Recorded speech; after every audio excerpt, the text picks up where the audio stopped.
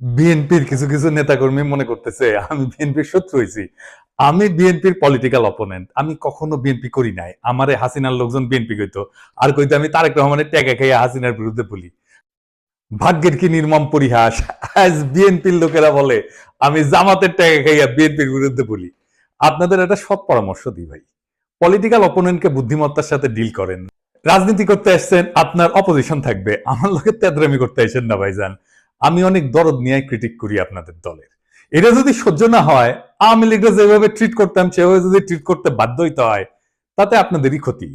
আপনাদের যে ফাজলামি দেখি তাতে আমার কোনো বাল ছেড়া যাবে না, আপনার বাল ছেড়ার ক্ষমতাও নাই। যাই হোক, অনেকে বলে বিএনপির পিছে কেন লাগিছি, উত্তরটা আগে বলছি, আর একটু খুলে বলি। এটা রাজনৈতিক, দার্শনিক, ভূ রাজনৈতিক বিষয় আছে এটার সাথে। আসেন এটা আমরা খুঁজে দেখি। কয়টা প্রশ্ন করি, দেখি এই প্রশ্নগুলো আপনাদের মনে আসছে কিনা কখনো। বাংলাদেশে মুজিবকে কেন স্বৈরশাসক হইয়া উঠতে হয়েছিল? অত্যন্ত জনপ্রিয় নেতা ছিল কিন্তু মুজিব, তারপরেও স্বৈরশাসক হইয়া উঠতে হয়েছিল কেন? জিয়াকে কেন মরতে হইল? সামরিক ব্যাকগ্রাউন্ড থেকে আসা পরেও কেন জিয়াকে স্বৈরশাসক হইতে হয় নাই? কেন জিয়াকে মাইরা ক্ষমতায় এরশাদকে বসাইতে হয়েছিল? কেন এরশাদকে স্বৈরশাসক হইতে হয়েছে? কেন হাসিনাকে ফ্যাসিবাদ কায়েম করতে হয়? এই প্রশ্নগুলো পরিষ্কার উত্তর না পেলে আপনি কখনোই বুঝবেন না বাংলাদেশের সামনে বিপদগুলো কি কি। আপনি বুঝবেন না বিএনপি যায় না হোক আর না যায় না হোক, দেশকে কোন গাড্ডায় নিয়ে যাইতেছে, এবং কেন বিএনপির বিরোধিতা করাটা আপনার জন্য ফরজা কিফায়া। এইটা পরিষ্কারভাবে বোঝার জন্য আপনাদের বাংলাদেশ নিয়ে ইন্ডিয়ার কুরকুরানিটা কেন সেটা বুঝতে হবে। তা না হলে রাজনীতির কোনো হিসাব আপনি মিলাইতে পারবেন না, আর বারবার আপনি এইরকম স্বৈর শাসনের ফ্যাসিবাদের কবলে পড়বেন। আসেন আল্লাহর নামে শুরু করি। আপনি যদি ভারতকে প্রশ্ন করেন আজকের দিনে তার সবচেয়ে ঝুঁকিপূর্ণ সীমান্ত কোনটা, কে তার সবচেয়ে কৌশলগতভাবে গুরুত্বপূর্ণ প্রতিবেশী, পাকিস্তান কিন্তু না। উত্তরটা হইল বাংলাদেশ। বাংলাদেশ কেন ভারতের একটা জীবন্ত দুশ্চিন্তা, সেটা বুঝতে হলে আপনাকে দুইটা জিনিস একসাথে দেখতে হবে। প্রথমত, ভারতের কাছে বাংলাদেশের সবচেয়ে বড় সমস্যা হলো তার ধর্ম, ডেমোগ্রাফি। বাংলাদেশ মুসলমান সংখ্যাগরিষ্ঠ দেশ, এটা তো জানা কথা, কিন্তু আশ্চর্যের ব্যাপার হইল ভারতের পূর্বাঞ্চল একসময় মুসলিম মেজরিটি ছিল। আসাম থেকে শুরু করে নাগাল্যান্ড পর্যন্ত পুরানো ক্যাবিনেট মিশন প্ল্যানে পূর্ব ভারত বরাবর মুসলিম সংখ্যাগরিষ্ঠ অঞ্চল হিসেবে বিবেচিত হয়েছিল। ক্যাবিনেট মিশন প্ল্যান কি? আসেন এটা একটু খুঁজে দেখি।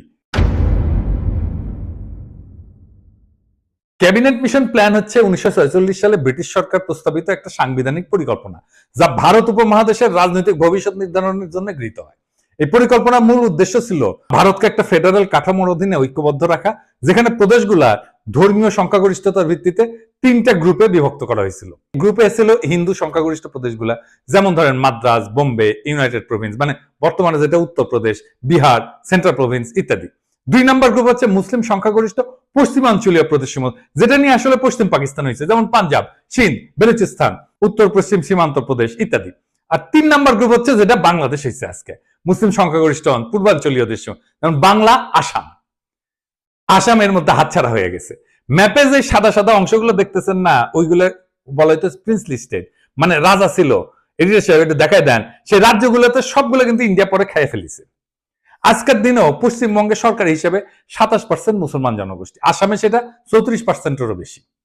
বিজেপির রাজনীতিতে যে এনআরসি দেখেন না, তারপরে সিএ দেখেন, এগুলো মূলত বাংলাদেশের মুসলিমদের নিয়ে। মুখে বলা হয় পাকিস্তানি বা আফগানদের কথা, কিন্তু ভিতরে ভিতরে ভয়টা হইলো বাংলাদেশের 17 কোটি মুসলমানদের কয়েক শতাংশ যদি চলাচল শুরু করে বর্ডার ক্রস করে, তাহলে গোটা অঞ্চলটার ডেমোগ্রাফি বদলায় যাবে।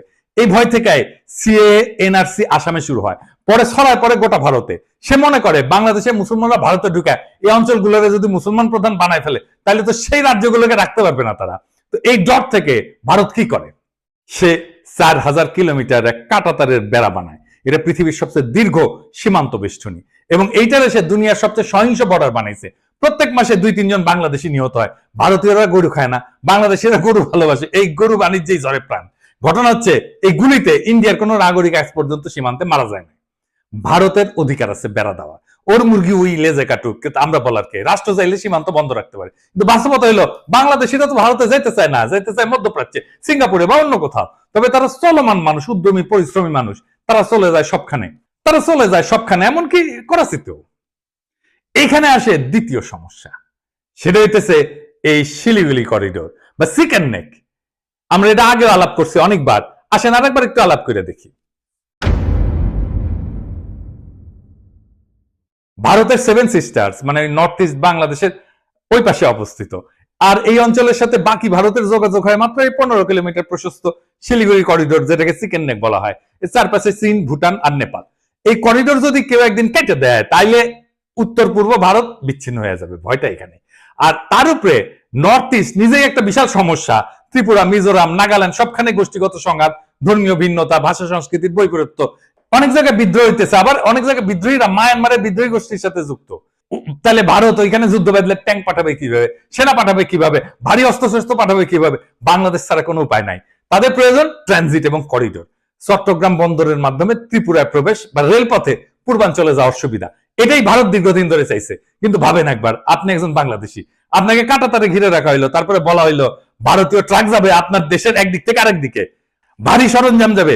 তিতাস নদীতে মাটি ফেলাম, নদীতে বাদ দিয়া রাস্তা বানায় ভারী সামরিক সরঞ্জাম পাঠাইছিল একবার, মনে আছে না? দেখেছেন কেমনে মাটি ফেলায় তিতাস মেরে ফেলাইছিল?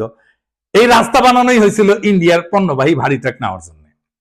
তো এই যে সিস্টেম, এটাকে রাজনৈতিক ভাবে বিক্রি করা অসম্ভব, মানে বাংলাদেশের মানুষ তো মানবে না। তাই দরকার একটা গণবিরোধী ভারত বান্ধব সরকার, যারা এই চুক্তিগুলো চুপচাপ করে ফেলবে এবং জনগণ কিছু জানাবে না।